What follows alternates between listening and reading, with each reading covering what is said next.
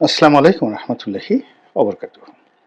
সম্মানিত দর্শক, বিএনপির ভারপ্রাপ্ত চেয়ারম্যান জনাব তারেক রহমান তিনি তার সুদীর্ঘকালের প্রবাস জীবন স্বেচ্ছা নির্বাসন অথবা বাধ্যতামূলক নির্বাসন সব অতিক্রম করে আগামী 25শে ডিসেম্বর 2025 সাল বাংলাদেশে প্রত্যাবর্তন করবেন। বিএনপি তাদের যে সর্বোচ্চ নেতা তার এই আগমনকে ল্যান্ডমার্ক এবং গ্র্যান্ড রিসিপশনে পরিণত করার জন্য সর্বোচ্চ চেষ্টা এবং তদবির চালিয়ে যাচ্ছেন। তারা প্রচার চালাচ্ছেন খুব অল্প, কিন্তু তাদের যে সাংগঠনিক ক্ষমতা সেই সাংগঠনিক ক্ষমতার সর্বোচ্চ পরাকাষ্ঠা তারা 25 তারিখে দেখানোর চেষ্টা করবেন। বিএনপি আশা করছে যে এই শহরে, এই ঢাকাতে এত মানুষের সমাবেশ হবে যা দেখে মানুষ স্তম্ভিত হয়ে যাবে। এই শহরের বহু মানুষ, এই শহরে 2.5 কোটি মানুষ বসবাস করে। এই 2.5 কোটি মানুষের মধ্যে শক্তিমান, সামর্থ্যবান অন্তত অর্ধেক মানুষ, 50% মানুষ সেদিন রাজপথে নেমে আসবে। মানে 1.25 কোটি মানুষের মধ্যে আমরা তো এই যে 2.5 কোটি মানুষ ধরি, তো নারী পুরুষ আবার বৃদ্ধ বনিতা, তো এর মধ্যে ধরুন যদি 50% ধরেন তাহলে 1.25 কোটি। তো 1.25 কোটি, আর এই 1.25 কোটির মধ্যে যদি সামর্থ্যবান যারা ধরেন, যাদের বয়স 20 বছর থেকে 40 বছর, এদের সংখ্যা 40%, তাহলে রাজপথে নেমে আসবে 50 লাখ লোক। এটা কিন্তু চারটিখানি কথা নয়। 50 লাখ লোক এই শহরে যদি একসঙ্গে রাজপথে নামে, এই রাজপথ ধারণ করতে পারবে না, কোনো রাজপথে তিল ধারণের জায়গা থাকবে না। এর বাইরে ঢাকা বাইরে থেকে আরো 1 কোটি লোক এই শহরে প্রবেশ করবে 25 তারিখে উপলক্ষ করে। তাহলে কি হলো, ঢাকা শহরে জনগণ হয়ে পড়বে 3.5 কোটি, আর রাজপথে নেতার দর্শনে নেমে আসবে 1.5 কোটি মানুষ। শহরের 50 লাখ আর নেতাকর্মী সারা বাংলাদেশ থেকে, টেকনাফ থেকে তেতুলিয়া পর্যন্ত 1 কোটি লোক আসবে। তো 1 কোটি লোক কিন্তু খুব বেশি না। 64টি জেলা যদি ধরেন, ঢাকা শহর বাদ দেন, তাহলে আপনি 60টি জেলা ধরেন। তো 60টি জেলা থেকে যদি লোকজন আসে, এক এক জেলা থেকে 1.5 কোটি লোক আসে গড়ে, তাহলে তো আপনার 90 লাখ লোক চলে আসে এরকম আশেপাশে। তো সেই হিসেবে 1.5 কোটি লোক ঢাকা শহরে আসবে, এবং সেই ঢাকা শহরে 1.5 কোটি লোক যদি আসে, তাদেরকে জায়গা দেওয়া, তাদেরকে ম্যানেজ করা, সব মিলিয়ে বিএনপি রীতিমতো গলদঘর্ম হয়ে যাচ্ছে। নেতার সিকিউরিটি, এটি নিয়ে পুলিশের মাথা খারাপ হয়ে গেছে। সেনাবাহিনীর প্রমাদ শুরু হয়ে গেছে যে কি হবে সেই দিন। এরপর দলের পক্ষ থেকে তাকে ব্যক্তিগত নিরাপত্তা দেওয়ার জন্য একটা চৌকস নিরাপত্তা টিম তৈরি করা হয়েছে। আমাদের দেশে তো এখন দেখবেন যে ওই যে এসএসএফ এর নকল করে যে স্পেশাল সিকিউরিটি ফোর্স রয়েছে প্রধানমন্ত্রীকে গার্ড দেওয়ার জন্য, সেই যাকে বলা হয় ঘিয়া কালারের যে হাফ যে জ্যাকেট পরে, তারপরে শেষে ভালো বেশি মানে এসএসএফ এর যে পোশাকগুলো পরে, তো ওই রকম ড্রেস বানিয়ে হাফ জ্যাকেট পরিয়ে তারপর শেষে মাসেলওয়ালা যুবকদেরকে এখন অনেকেই, মানে এমপি প্রার্থী, একটু টাকা পয়সা হয়েছে, সবাই ওইরকম আন্ডারে সিএসএফ, তারপরে কেএসএফ, তারপরে এনএসএফ, তারপরে এরকম বিভিন্ন নাম দিয়ে, যেমন ধরেন রনির সিকিউরিটি ফোর্স, আরএসএফ এরকম। তারপরে ধরুন একজনের নাম ধরেন Babul Babul Babul security force, Babul's security force, মানে prime minister's SSF special force যেভাবে করা হয়েছে এরকম। যেমন বেগম খালেদা জিয়ার জন্য মানে সিএসএফ তৈরি করা হয়েছিল, সিএসএফ, তো চেয়ারপারসন সিকিউরিটি ফোর্স। তো এই অনেকটা এসএসএফ এর একটা আদলে এখন প্রধানমন্ত্রী পরে যখন তিনি বিরোধী দল নেত্রী ছিলেন, এরকম তার সেই সিএসএফ এর যারা সদস্য ছিলেন 20 জন 25 জন বা 100 জন, এবং তাদেরকে নেতৃত্ব দেওয়ার জন্য একজন কর্নেল ছিলেন, এবং তার অনুকরণে সেই সিএসএফ এর অনুকরণে বিএনপির অনেক নেতা যখন যাদের একটু টাকা পয়সা আছে তারা এইরকম বাহিনী প্রস্তুত করে নিয়েছে, কেউ 2 জন, কেউ 4 জন, কেউ 6 জন।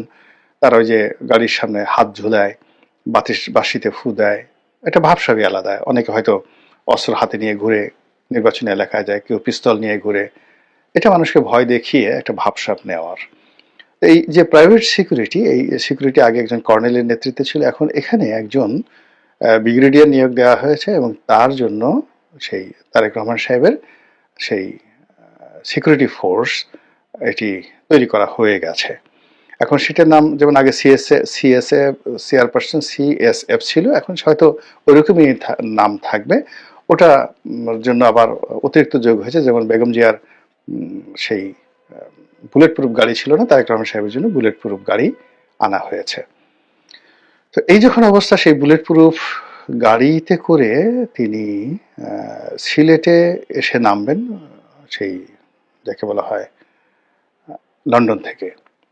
এখন সিলেট থেকে তিনি কি প্লেনে করে ঢাকা এয়ারপোর্টে আসবেন না বাই রোডে আসবেন, এটা আমি এখন পর্যন্ত জানি না। তবে ঢাকা এই মুহূর্তে সবচেয়ে যেটা নান্দনিক এলাকা, সেই নান্দনিক এলাকা হলো 300 ফিট এয়ারপোর্ট থেকে, মানে কুড়িল বিশ্ব রোড থেকে শুরু করে একেবারে সেই যে নারায়ণগঞ্জ পর্যন্ত 300 ফিটের যে রাস্তা, এর চেয়ে নান্দনিক জায়গা, স্পেশিয়াস জায়গা নেই বাংলাদেশে।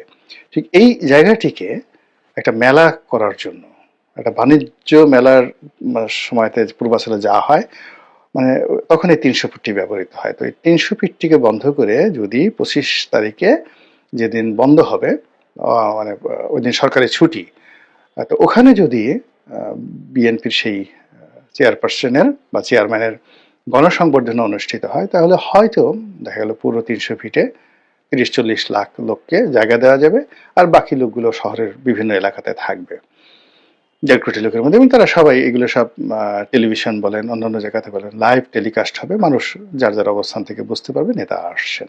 এই হলো প্রস্তুতি। আমি হয়তো বিএনপি আরো বড় করে প্রস্তুতি নিচ্ছে বা আরো ভালো করে বলতে চাচ্ছে, আমি অত সুন্দর করে বলতে পারলাম না, কিন্তু কাছাকাছি এরকম হবে।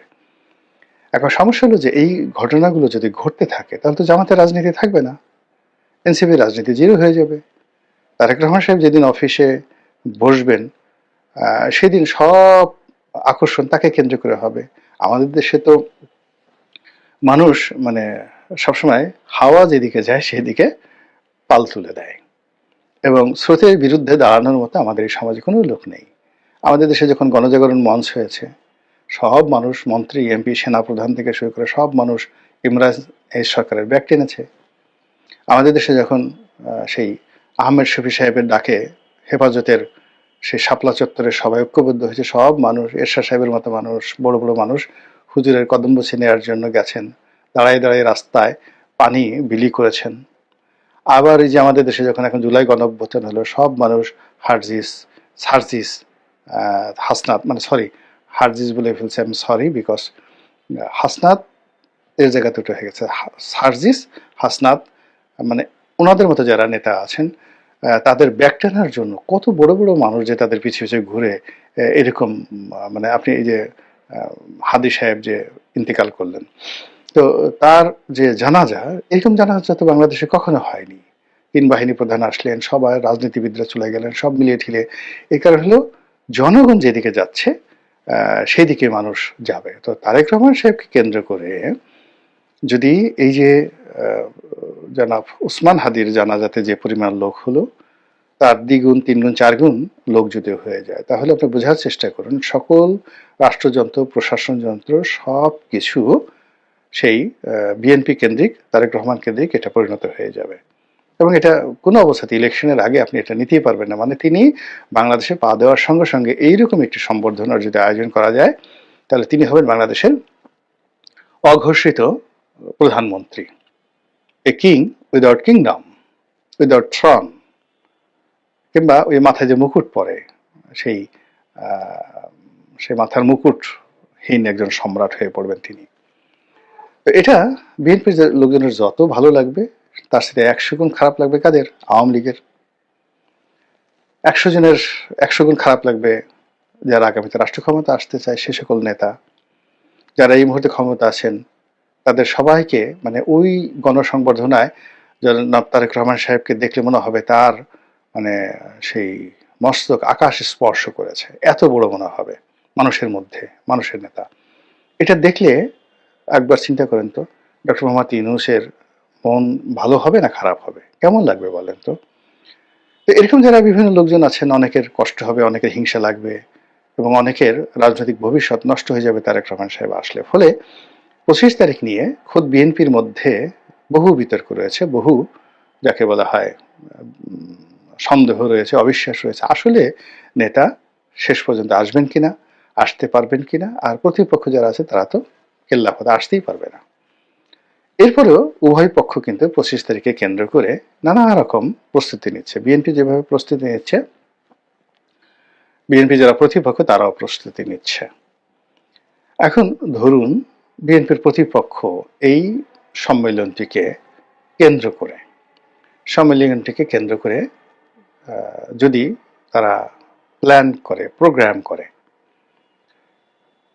এবং সেটা তারা করবে না কেন, এবং ওই একই দিবসে যদি তারা কাছাকাছি গুলশান, বনানী, হাতির ঝিল এই সমস্ত এলাকাতে যদি তারা প্রোগ্রাম দিতে থাকে, এবং সেই প্রোগ্রামগুলো খুব অদ্ভুত, যেমন দেখা গেল এই যে ভারতীয় দূতাবাস ঘেরাও হবে 25 তারিখে, তাহলে এই যে উসমান হাদির যে স্পিরিটটা এই মুহূর্তে আছে, জানাজার মাধ্যমে এটা হয়েছে, এটাকে টার্গেট করে যদি 25 তারিখে ভারতীয় দূতাবাস ঘেরাও করা হবে, যেটা সেই অনুসন্ধানী সাংবাদিক জুলকার নাইন থেকে শুরু করে আরো অনেকে বলার চেষ্টা করছেন আগের থেকে, এটা ওপেন সিক্রেট।